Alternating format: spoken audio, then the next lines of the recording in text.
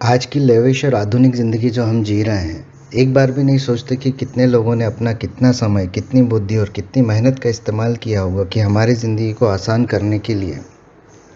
जी हाँ, मैं बात कर रहा हूँ ऐसे साइंटिस्ट की जिन्होंने परिवार की ज़रूरतों, इच्छाओं को एक तरफ करते हुए लोगों की तीव्र विरोधों, अंधविश्वासी समाज से लड़ते हुए आज की ज़िंदगी को आसान बनाया।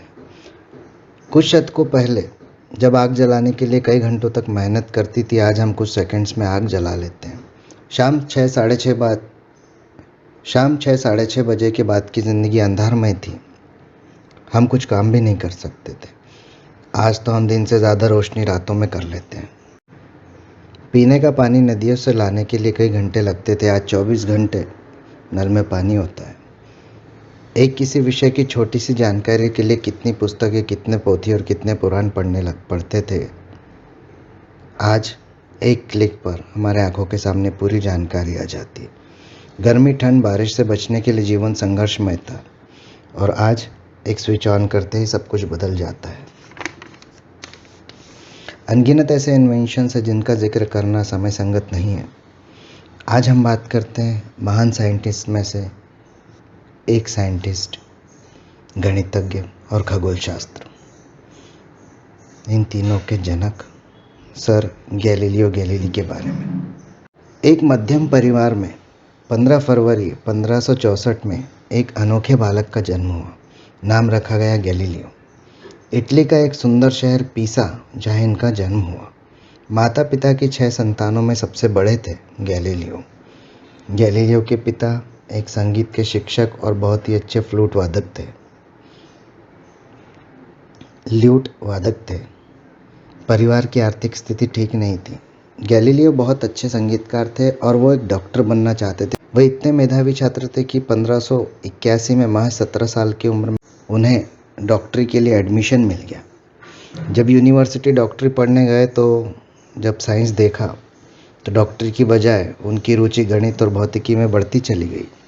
1591 में जब वे महज 26 साल के थे, पिता ने दुनिया को अलविदा कह दिया और गैलीलियो को देकर गए एक विधवा और 5 छोटे भाई बहनों की जिम्मेदारी का बोझ, जो इन्होंने बहुत अच्छी तरह से संभाला।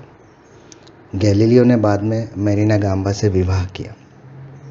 एक दिन जब गैलीलियो चर्च में गए तो उन्होंने देखा एक लैंप जो स्विंग कर रहा था, इधर से उधर डोल रहा था।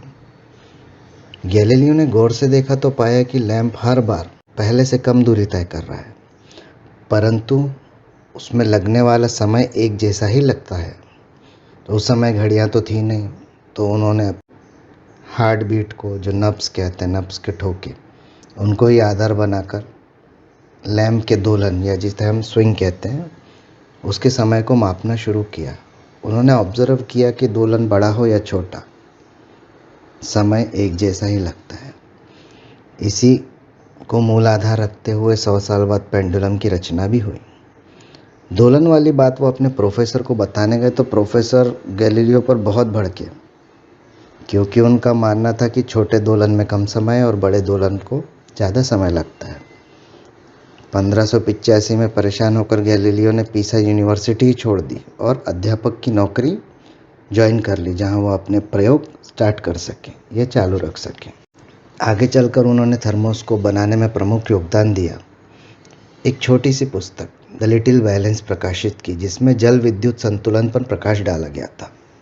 इस छोटी सी पुस्तकों ने विद्वानों की दुनिया में गैलीलियो को मान्यता दी और बहुत बड़ा नाम दिया। 1609 में हॉलैंड के एक वैज्ञानिक द्वारा टेलीस्कोप की खोज की गई, जो कुछ हद तक काफ़ी दूर देखने में सक्षम भी थी। इसी अवधारणा को आधार रखते हुए गैलीलियो ने एक मजबूत दूरबीन की रचना की और रातों में अंतरिक्ष का अध्ययन शुरू कर दिया। इसी दौरान उन्होंने कुछ निरीक्षण दुनिया के सामने रखे।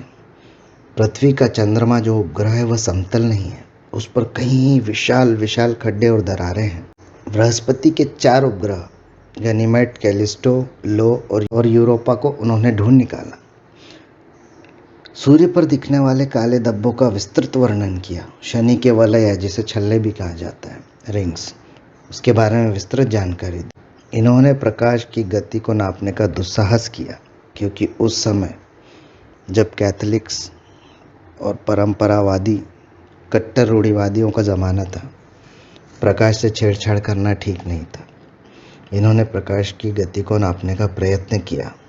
भले ही ये असफल रहे, पर इन्होंने प्रयत्न किया। रात में एक पहाड़ की चोटी पर ये रुके और दूसरी पहाड़ की चोटी पर इनके असिस्टेंट को रोका। सिग्नलिंग के द्वारा प्रकाश उनके असिस्टेंट तक कब पहुंचता है और कब वापस आता है, समय को नापने की कोशिश की, जिससे प्रकाश की गति पता कर सके। पर उस समय यंत्र के अभाव में यह पॉसिबल नहीं था, पर उन्होंने बहुत अच्छी कोशिश की, एक बार नहीं 2 बार की। 1632 में उन्होंने एक पुस्तक प्रकाशित की जिसमें बताया गया कि पृथ्वी ब्रह्मांड का केंद्र नहीं है, अपितु पृथ्वी सूर्य के चक्कर लगाती है। बस भाई, फिर क्या था। कैथोलिक चर्च के पादरियों की तो पीढ़ियां हिल गई। आनन फानन में मुकदमा दायर किया गया और उन्हें आजीवन कारावास की सजा दी गई, जो बाद में ही घर में नज़रबंदी में घोषित कर दी गई। परंतु उन्होंने प्रयोग और लिखना बंद नहीं किया, उन्होंने लिखना चालू रखा। प्रयोगों में समाज द्वारा रोज़ होने वाली अड़चनों से परेशान होकर उन्होंने अपनी आंखें भी गंवा दी, उन्हें दिखना बंद हो गया। 8 जनवरी 1642 में 78 वर्ष की आयु में गैलीलियो ने दुनिया को अलविदा कहा और आधुनिक विज्ञान के जनक, खगोल शास्त्र के जनक, महान संगीतकार और गणितज्ञ को हमने खो दिया। पर कहते हैं ना कि हर अंत एक नई शुरुआत होती है। ठीक 1 साल बाद न्यूटन ने जन्म लिया। चलिए कुछ फैक्ट्स देखते हैं गैलीलियो के बारे में। गैलीलियो अल्बर्ट आइंस्टाइन के पसंदीदा वैज्ञानिक थे, जिनकी वो बहुत रिस्पेक्ट करते। गैलीलियो ने प्रकाश की गति को नापने का प्रयास किया, भले ही आधुनिक यंत्रों के अभाव में वह असफल रहे। जड़त्व का सिद्धांत जो कहता है कि अगर कोई वस्तु किसी गति से चलायमान है और उसे कोई बल ना रोके तो वह सतत गति से चलती ही रहेगी। यही सिद्धांत बाद में न्यूटन की गति का पहला सिद्धांत भी बना। अच्छा, सिद्धांत और नियम में क्या फ़र्क होता है आपको पता होगा, लेकिन फिर भी बता देता हूँ। सिद्धांत वो होता है जो किसी अवधारणा और 100% प्रूफ नहीं होता। सिद्धांत माना जाता है पर यह प्रमाणिक नहीं होता। इसमें संशोधन की गुंजाइश होती है और संशोधन किया जा सकता है, लेकिन जो नियम होता है वो नियम हमेशा के लिए फिक्स हो जाता है। उसके पीछे कई साइंटिफिक प्रूफ होते हैं और वो सत्यापित किया होता है। तो यह फ़र्क है सिद्धांत और नियम में। नियम में कोई बदलाव नहीं आते।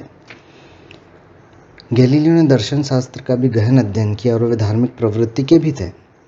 वे हर पुरानी मान्यता को वैज्ञानिक दृष्टि से प्रूफ करना चाहते थे और सत्य होते हुए देखना भी चाहते थे, लेकिन वह हर पुरानी मान्यता को सत्य कैसे घोषित करते, क्योंकि उनमें से कई तो सत्य थे ही नहीं। कट्टरपंथियों ने उन्हें समाज से अलग थलग कर दिया।